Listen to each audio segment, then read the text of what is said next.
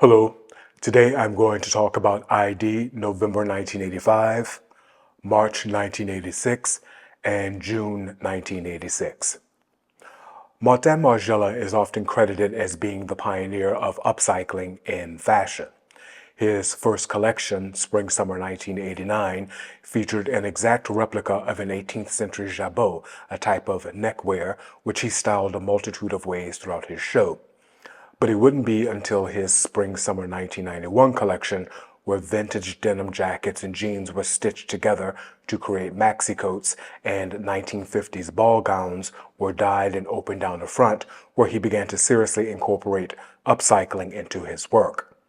His sweater made from military socks from the following season is widely recognized as an icon of upcycling. But nearly 10 years earlier, there was a British fashion designer by the name of Christopher Nemeth who spearheaded upcycling by creating fashion using discarded fabrics and vintage clothing. Nemeth began making clothes in 1983 after finding a cache of discarded linen mail sacks, which he used to create garments with. He also began making jackets assembled from vintage ones. An editorial in the November 1985 issue of ID, shot by Mark LeBon, brought Nemeth attention, and he was picked up by retailers. It also brought him into contact with stylist, jewelry, and accessories designer Judy Blame, who is seen modeling in this story. Blame's jewelry and accessories shared a similar aesthetic as Nemeth's clothing. His pieces were created using found objects like keys, cork, buttons, rope, and bits of fabric. He began collaborating with Nemeth and would often customize his pieces, giving them an extra dimensionality.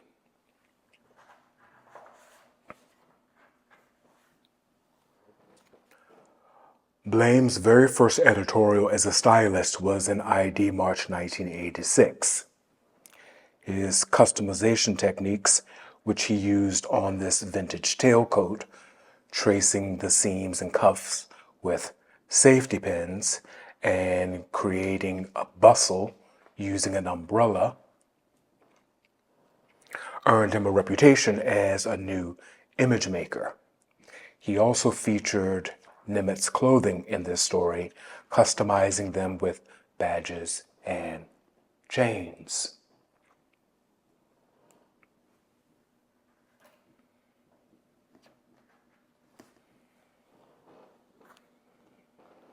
His second editorial, June 1986, one of his customized hats is on the cover.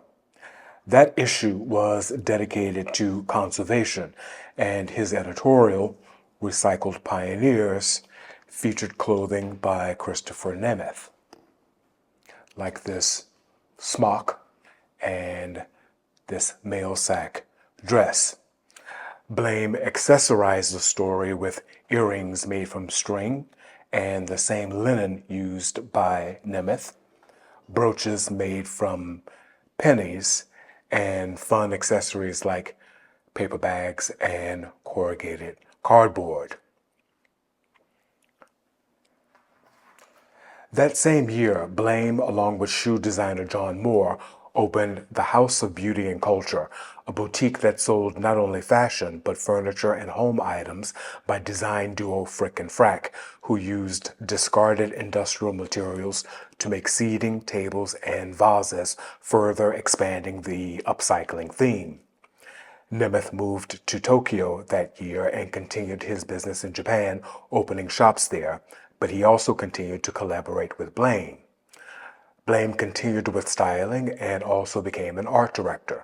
He worked with musicians Boy George, Bjork, and Massive Attack, and with designers John Galliano, both at his own label and at Christian Dior, at Comme des Garçons, Louis Vuitton, Moschino, and Marc Jacobs.